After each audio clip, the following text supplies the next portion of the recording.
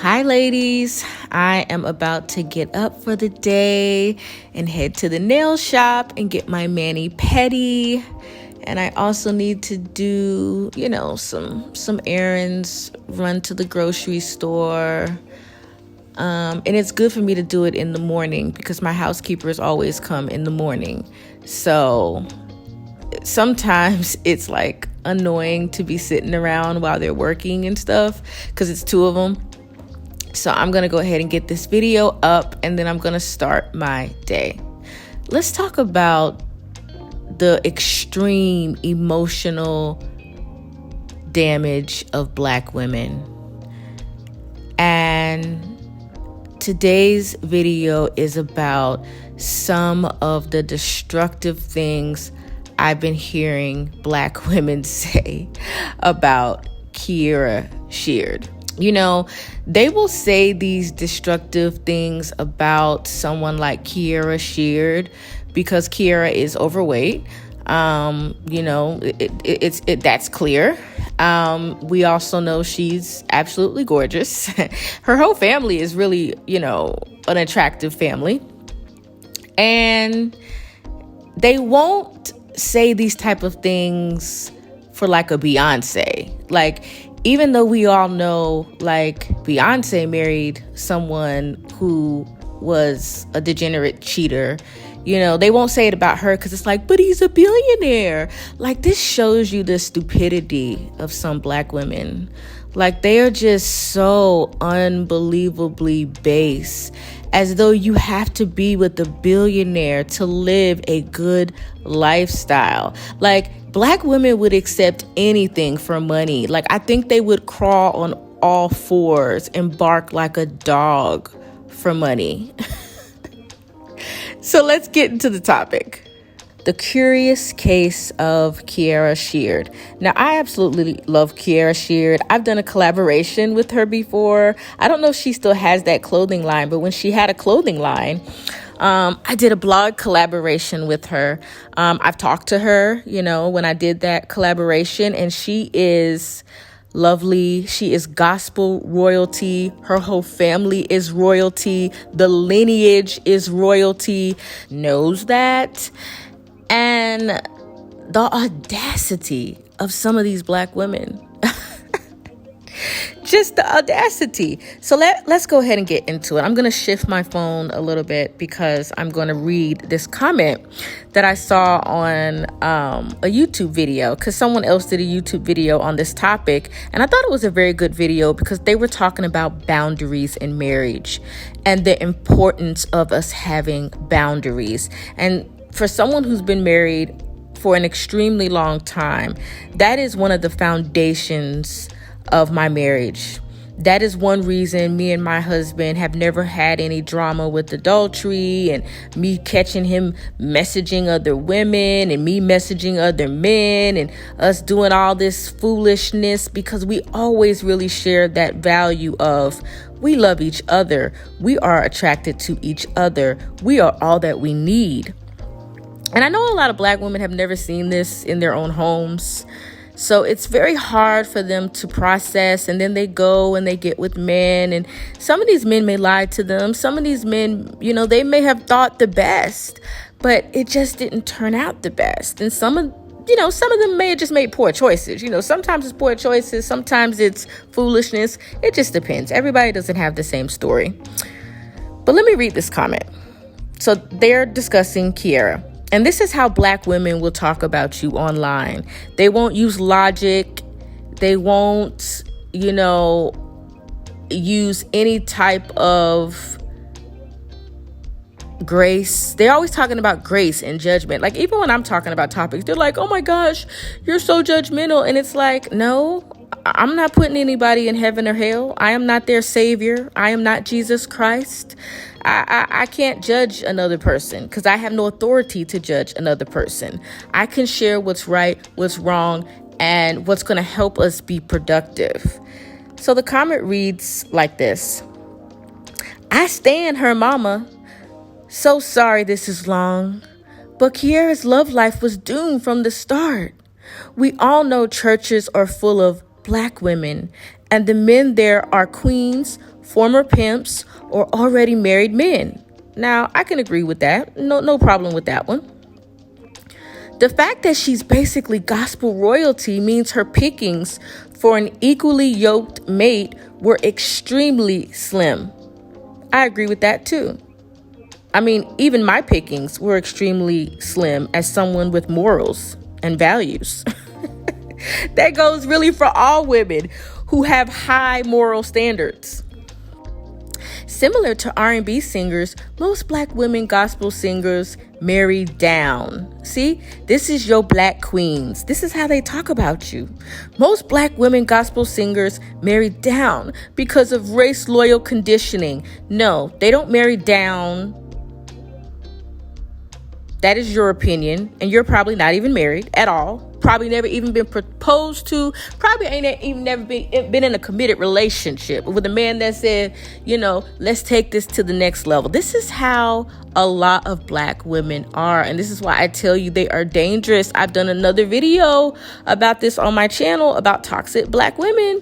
I'm telling you, these women are mentally ill. They're very strange. So you marry who you love, okay?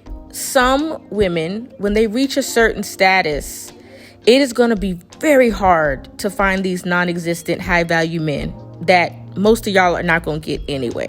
Okay, we've talked about that too. And it's not that they marry down. They want to marry someone who shares their values and their morals. And as long as a man has a stable job, a stable career with a vision, maybe with his own business, or maybe he's educated and he's gone that route, whatever his route may be, as long as he is not trying to live off of you, meaning just take care of me, and y'all are going to build your legacy together, that is something totally different. But see, black women like this don't understand anything about that, because most of them don't have dads and fathers where they saw this in their own home. That's what you do as a married couple. You put all your resources together and you decide whatever the vision is for your household, and you build that together. That's what marriage is. Okay? Even as a housewife, my husband is the breadwinner. Even as a housewife now, everything is ours. Whatever I make, whatever he makes, there is no mine, there is no yours. But see, the simple can't understand this. So to talk about black women like that you don't know, that you've never met, shows the level of toxicity in some black women. Let's continue. From my understanding, they grew up together. He went and did his own thing for college, etc. And then came back around to the church in the past few years.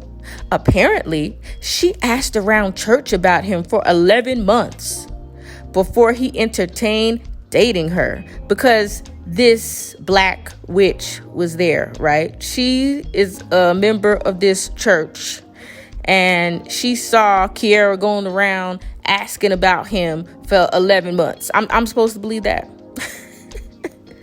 These females are nuts. I'm telling you, they are absolutely nuts. She goes on to say, so he did not make a move on her for almost a year, despite seeing her at least once a week at church. And more importantly, after he got his bad boy years out in the streets. We know in another community, she would have been married to a solid man of faith a decade ago. Now look, we know we have a huge problem in the black community with men who want to be committed and married and providers and solid. We know that. I'm not here to defend black men. I'm only here to defend my black man and my father and my uncles and my grandfathers and the men in my family, because I grew up around wonderful men. But I'm not going to be caping for no black man just randomly on the internet. No, I'm not going to do that, because I know we have a problem with marriage in the black community. It's a serious problem. But she's making a lot of assumptions. And this is the thing about a lot of Black women and why people don't want to be around them a lot of the time. They are always gossiping, loud, wrong, and inappropriate. You know, what if this man had a girlfriend when he first came to the church? What if he was in a relationship? What if he was working on himself and his spirituality so he could actually be a husband? Because let me tell you something, it takes a lot to be a good husband. That is a huge responsibility to cover a woman. But see, a lot of them will never know anything about that because they will never have anyone to cover them because they are wicked and evil. And how they speak about other women. She could have talked about this completely differently. She could have said, you know, I hope that Kiara is not being taken advantage of. You know, I hope that this is a marriage where they're going to build and love each other and have a family and do all the things that most women want to do, because we're all different. We have different desires, you know, whatever they want to do as a couple.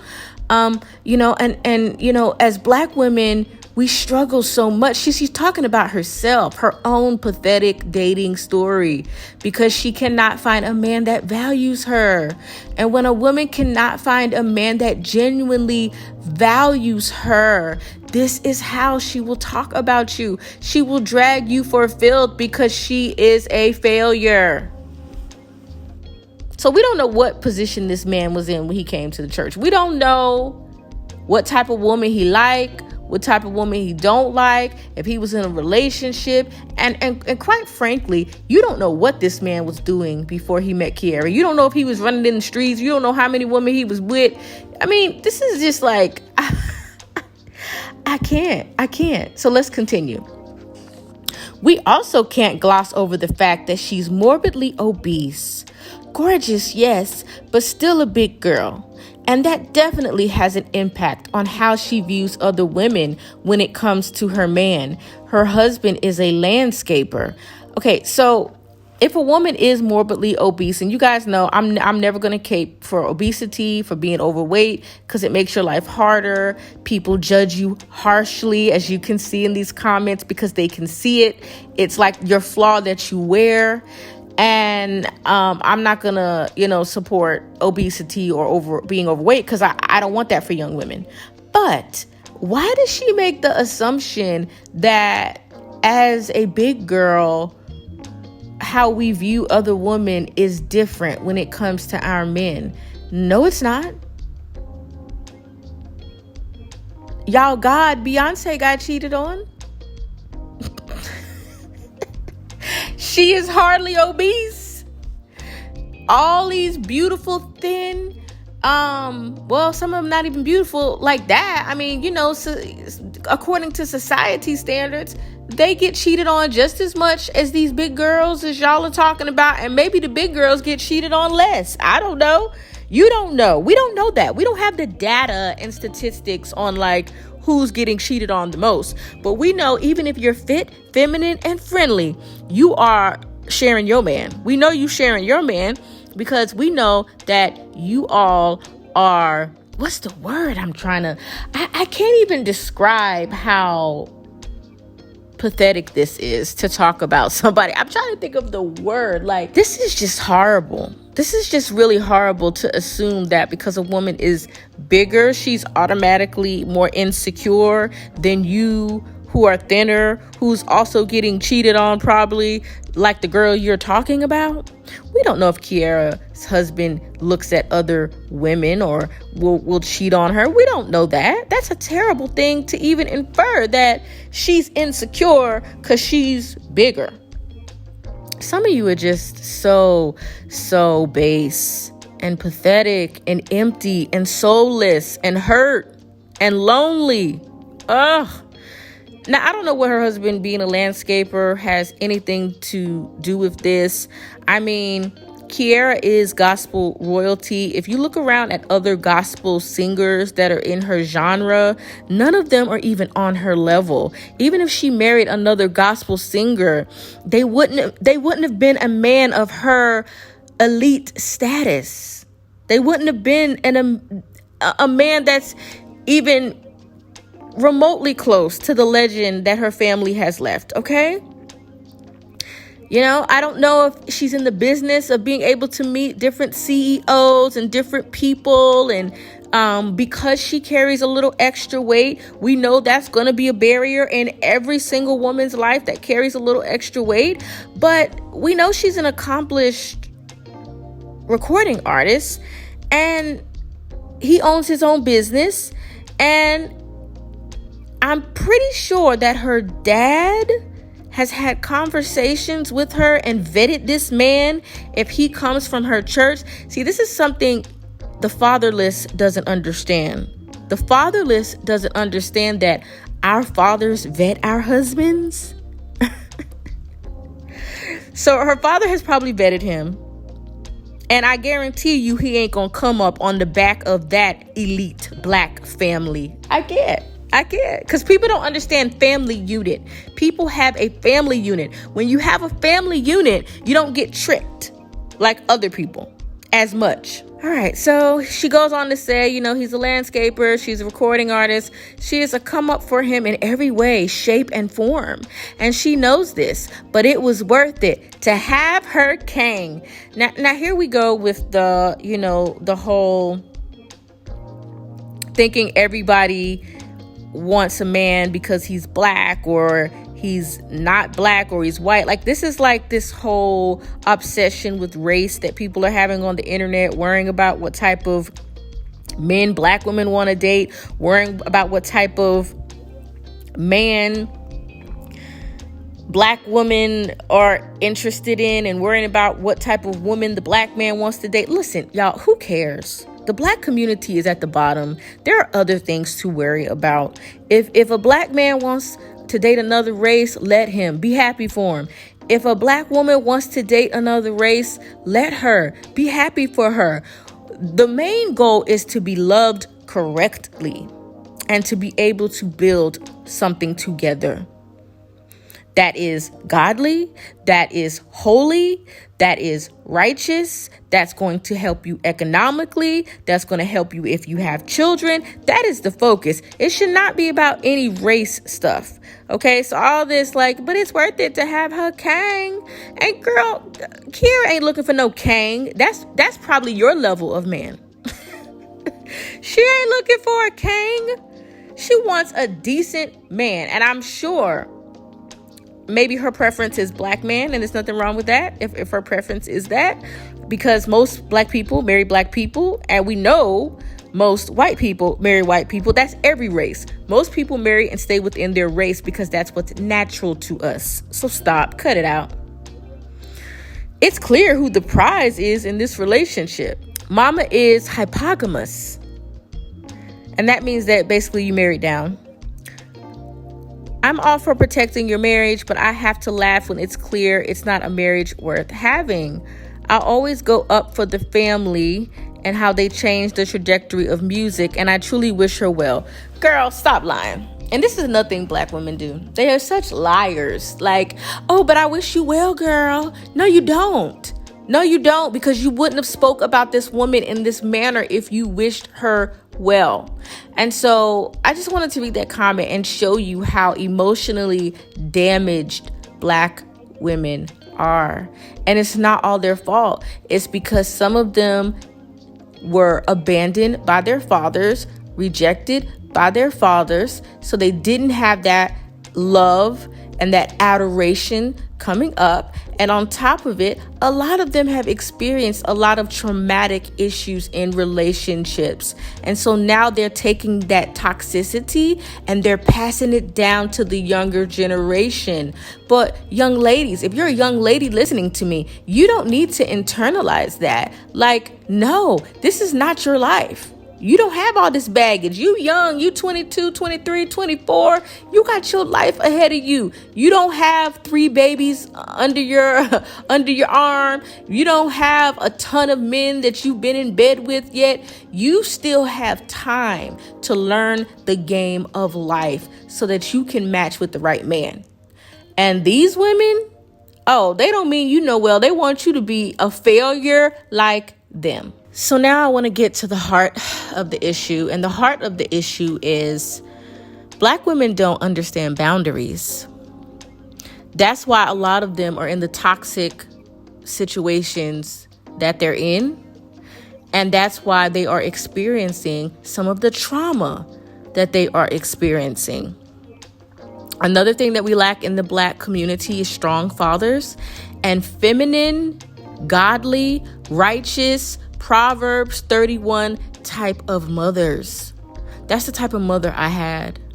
Despite my issues from childhood with weight issues, my mother always made sure I was active. She put me in dance classes. She didn't tell me, oh my gosh, you're so fat.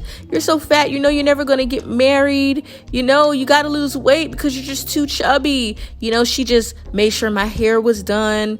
She made sure that she instilled love in me. She made sure that she taught me morals and character and how a man should treat you. And do you know how she taught me how a man should treat you? Despite whatever have happened in my parents' marriage, I don't know if they have the perfect marriage. You know, to me, it looks healthy. It looks stable. And, you know, they've had their little situations. Everybody's going to have that in marriage. But my mother picked a good man to be my father. And that is the biggest gift. Those of you ladies that want children, the biggest gift you can give your child is a good father. My father always bought Valentine's chocolates for me, and he always had a gift for us to make us feel special on those days, even if we didn't have a boyfriend. You know, a father is your first love. And Kiara had that. While y'all are talking about her being obese, guess what Kiara had that you probably don't have? Or you wouldn't be on the internet talking about Kangs. Kiara had somebody that poured into her. And instead of putting this wrath towards Black women and other women who are in better situations than you, because guess what? Most of us are not Kiara. Kiara doesn't even need a husband to take care of herself. Kiara doesn't need her husband's money, even though he owns his own business. You think she's worth 10 million, and I'm sure more than that, because the internet doesn't exactly know how much a person makes. She's worth $10 million. You think she was looking for a man that could take care of her? People with that kind of money are not average. We are average. We must focus more on getting with someone that is on our level or above.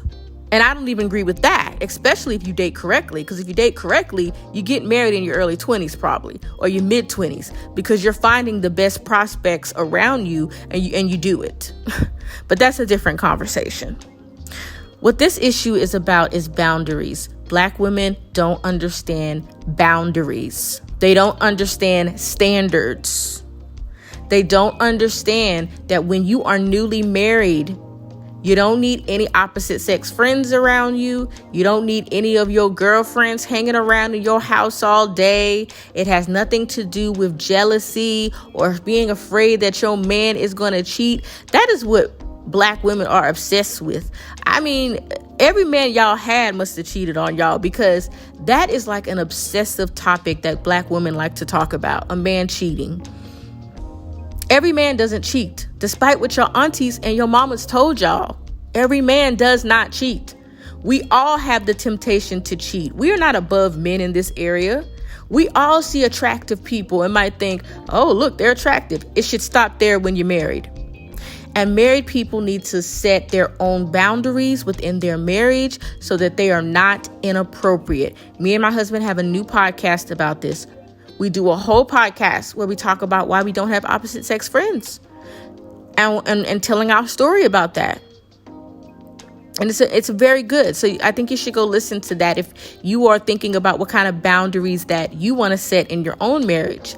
So Kiara's mother is correct to tell her, hey, Watch, having a bunch of women around your house. And the man should do the same thing. The only thing I don't agree with is men should have the same standard. If there's not going to be a bunch of females around the house, there's not going to be a bunch of men around the house either. Because my husband doesn't want a bunch of men in here looking at my behind either. Okay? So it's equal. But Black women don't understand boundaries. They don't understand standards. And mostly, they don't understand the holiness of marriage. Marriage is holy. Marriage is a spiritual union.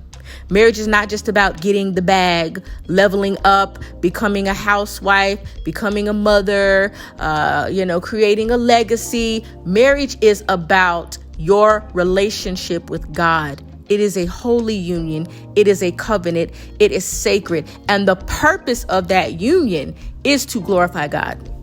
For those of you who are believers. And that is the main focus in my marriage.